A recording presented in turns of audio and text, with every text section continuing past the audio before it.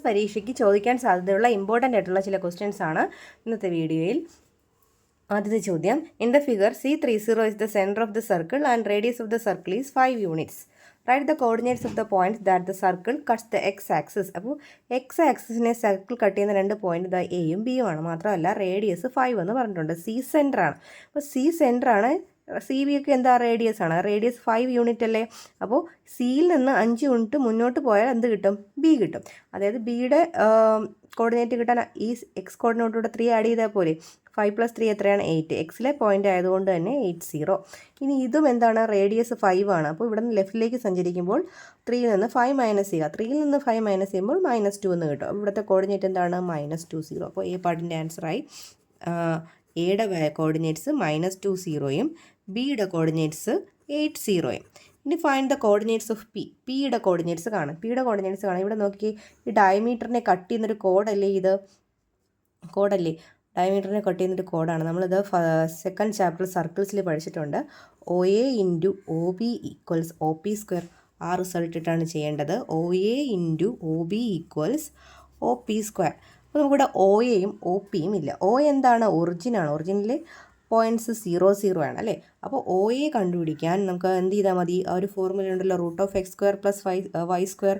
ഇവിടുത്തെ X -2, y എന്താണ്? 0. അപ്പോൾ -2² + 0². -2ൻ്റെ സ്ക്വയർ എത്രയാണ്? 4. 0യുടെ സ്ക്വയർ 0 തന്നെയാണ്. അപ്പോൾ √4. Oയുടെ വാല്യൂ എന്ത് കിട്ടി? 2 എന്ന് കിട്ടി. അതുപോലെ OBയുടെ വാല്യൂ എന്താണ്? OB കണ്ടുപിടിക്കാൻ എന്താണ്? √(x² + y² തന്നെയാണ്. That is √8² + 0². 8ൻ്റെ സ്ക്വയർ 64 = 8. ഇനി ഈ ഫോർമുലയിൽ അപ്ലൈ ചെയ്ത് കൊടുത്തൂടെ? OA × OB. OA എത്രയാണ്?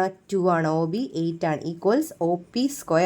16 = OP². Therefore OP = √16.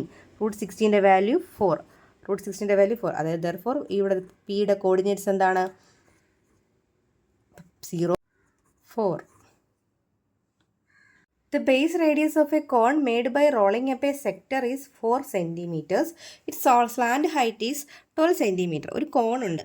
ആ കോൺ ഏതോ ഒരു സെക്ടർ റോൾ ചെയ്താണ് കോൺ നിർമ്മിച്ചിരിക്കുന്നത്. കോണിൻ്റെ ബേസ് റേഡിയസ് 4 cm. അതിൻ്റെ സ്ലാൻഡ് ഹൈറ്റ് എത്രയാണ്? 12 cm ആണ്. What is the radius of the sector used to make a cone? അപ്പോൾ ഏതോ ഒരു സെക്ടർ, ഇതൊരു സെക്ടറാണെന്ന് വെച്ചൊരു സർക്കിളിൽ നിന്ന് കട്ട് ചെയ്ത സെക്ടറാണ്. ഈ സെക്ടറിൻ്റെ ഒരു റേഡിയസ് ഉണ്ടാവുമല്ലോ. ആ സെക്ടറിൻ്റെ റേഡിയസ് ആണല്ലോ നമ്മൾ നിർമ്മിച്ച കോണിൻ്റെ സ്ലാൻഡ് ഹൈറ്റ്. അപ്പോൾ നമുക്ക് കണ്ടുപിടിക്കാൻ ആദ്യത്തെ ചോദ്യം, what is the radius of the sector? സെക്ടറിൻ്റെ റേഡിയസ് എന്താണ്? കോണിൻ്റെ സ്ലാൻഡ് ഹൈറ്റ് ആണ് സെക്ടറിൻ്റെ റേഡിയസ്. അപ്പോൾ അതിൻ്റെ ആൻസർ എത്രയാണ്? 12 തന്നെയാണ്. B question, what is the central angle of the sector? ഈ സെക്ടറിൻ്റെ സെൻട്രൽ ആംഗിൾ എത്രയാണ്? നമ്മൾ സെൻട്രൽ ആംഗിൾ എക്സ് ആണ്. നമ്മൾ എക്സും സ്ലാൻഡ് ഹൈറ്റും കോണിൻ്റെ ബേസ് റേഡിയസ് ഒക്കെ വെച്ചൊരു ഫോർമുല പഠിച്ചിട്ടുണ്ട്. അത് സ്മോൾ ആർ. അത് ഈ സ്മോൾ ആർ എന്ന് പറഞ്ഞത് കോണിൻ്റെ റേഡിയസ് ആണ്. =x/360 × capital R. Capital R എന്ന് പറഞ്ഞാൽ സെക്ടറിൻ്റെ റേഡിയസ്. അപ്പോൾ സ്മോൾ ആർ നമുക്ക് 4 എന്നുണ്ട്. എക്സ് ആണ് നമ്മൾ കണ്ടുപിടിക്കേണ്ടത്. /360 × ആറിൻ്റെ വാല്യൂ 12. അപ്പോൾ 12ഉം 360യും കൂടെ ക്യാൻസൽ ചെയ്താൽ 30 എന്ന് വരും.